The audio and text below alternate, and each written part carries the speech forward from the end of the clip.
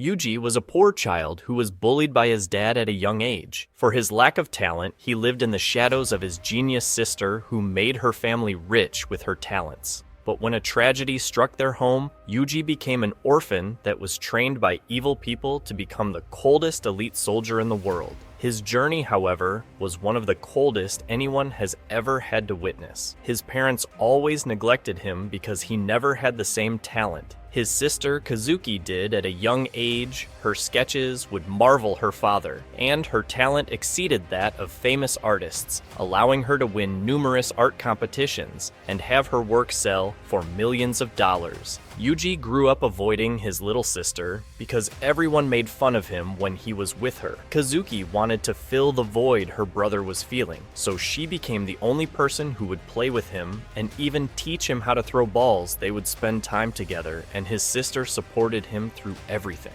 encouraging him to reach for his dreams because he had extraordinary potential. She was the only thing that ever brought him joy and inspired him to become like her. Even the bad drawings he would create, she would treasure them to boost his confidence. Their father, however, continued mocking Yuji's work to the point where Yuji destroyed his own work from embarrassment on a random day. Yuji met a strange man inside his home who asked him if he would like a piece of chocolate from an interesting box his father called Yuji an embarrassment, but the mysterious man gives a sly smile. As years passed, Kazuki began hiding her talent and even canceled her art studies in Paris. Instead, she would spend time reading manga with her brother, saying that he should do this to make friends rather than being lonely his entire life. She doesn't want Yugi to become the same person as their father and tells him to start working on making some friends. At the same time, her occasional paintings became the sole income of their family, but their treatment of Yuji would get worse. His family would go out to eat every night, but only left cold, stale bread for him. The only way he could eat the dry bread was by soaking it with water. Upon seeing this, Kazuki screamed at him to eat any of the food in the fridge, but Yuji tells her that his parents would be mad at him if he did that. Kazuki's sadness grows apologizing for not knowing how badly Yuji's been treated and yelling at her parents for his mistreatment. Even then, nothing improved. His father would continue to blatantly show his hatred, and his mom began openly neglecting him to avoid his father's wrath. Once Yuji came home late and told his sister that he was playing with a friend. Kazuki wonders if she's a girl, which he tells her that it was, but worries that she would bully his new friend. She tells him that she's trying to determine if his friends are appropriate for him and gets mad at him for constantly making friends with girls. Kazuki's jealousy grows, and she yells at him that he needs to get her permission to be friends with girls. Yuji accepts, and she holds his hand, telling him that she'll find the right girl for him one day. Later that same day, Kazuki asked him if he would like to take a bath with her as normal siblings. Kazuki kissed him that day, telling him that this is the true love she shares with him. Eventually, she enrolled at a regular high school and joined the basketball team to hide her incredible talents. Her friends became like pawns of hers as she manipulated them, but her influence extended to her manipulation of her parents, and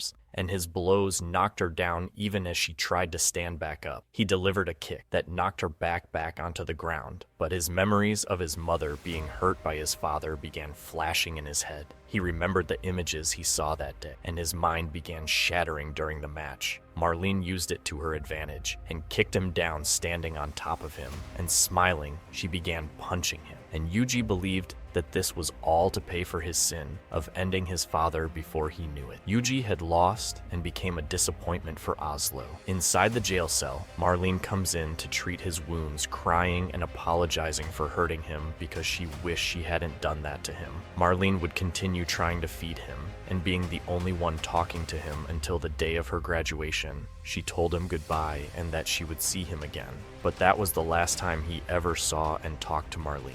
The nurse revealed the sad news to Yugi after her first job, and Yuji wondered if he'd been able to save her by beating her instead of being kind. After graduating, Yuji took on his first assassination mission and disguised as a maid into a rich man's room. While he was distracted, Yuji managed to complete his mission. His assassinations continued being successful until one day they broke into Oslo's home. The law enforcement destroyed all of the people standing in their way and nearly cornered Oslo after destroying all of his security. They discovered an underground passage and a steel door that guarded it after blowing it up. The only thing they found was a white-haired child sitting inside, and Yuji's white hair fell off. Meso looks at the boy, realizing that she's found something interesting. Oslo was able to escape through the water. ESO decides to take Yuji with her to Japan, but JB decides to follow her along because she needs to supervise the two of them inside the hospital. Asako commands him to get out of bed within the next 40 seconds. She hits him in the head and continues threatening him, so JB yells at her to be more gentle with the kid, but Yuji has never experienced kindness and wouldn't know how to respond. So Asako treats him like garbage and tells him to cut this out. She grabs his face, saying that she's going to be his god from now on inside her home. She commands him to change his dirty clothes, but what they see shocks them. In their place, his body is filled with scars and gun wounds, and he hasn't eaten in weeks. ESO tells JB to bring drinks and food for them, but at the dinner table, Yuji doesn't eat. Instead, when a fly comes by, he crushes it with his hand. As he stares at the fly, his mind freezes and he screams in fear and throws up. Asako comes to comfort him, telling him not to puke in her disgusting home. He sleeps at night, and Asako realizes that his mind is more broken than she thought, because while she bathed him,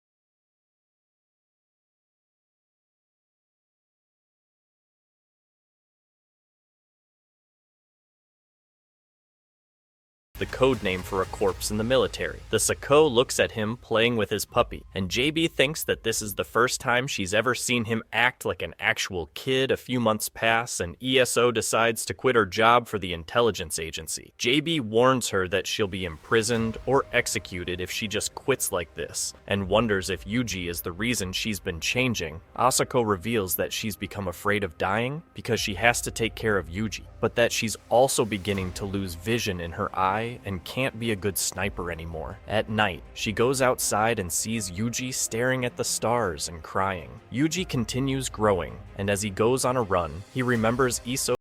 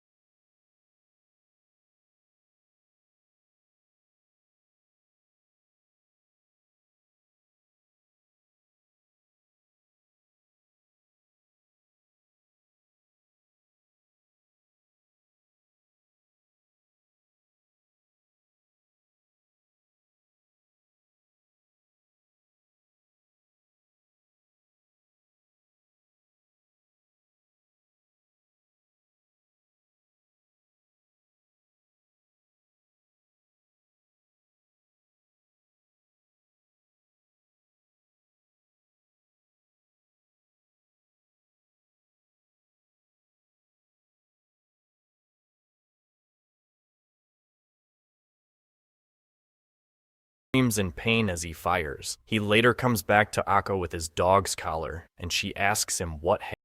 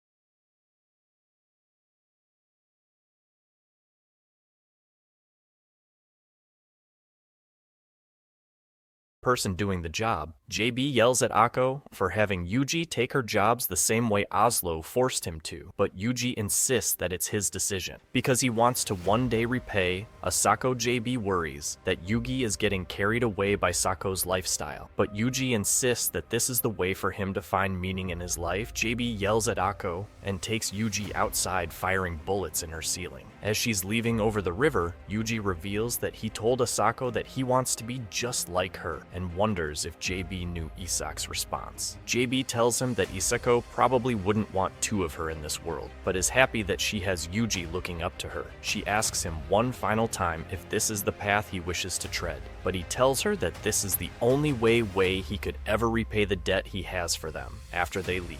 Akko tells him that he's going to America to attend military school. A big black man asks him what he's in this hole for, and Yuji reveals that it's because he ended his parents. This startles him, but Yugi says he's just joking after being certified.